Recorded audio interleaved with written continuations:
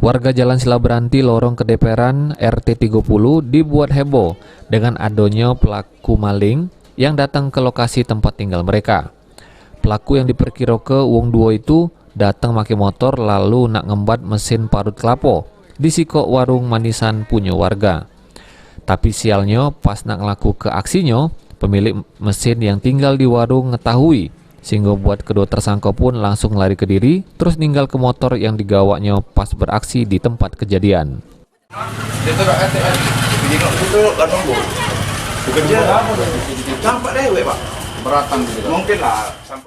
Tidak lama dari situ polisi yang terima pengaduan warga langsung datang ke tempat kejadian. Selanjutnya polisi melakukan olah TKP di warung punya Opi, sama memeriksa motor punya pelaku yang ditinggal di tempat kejadian.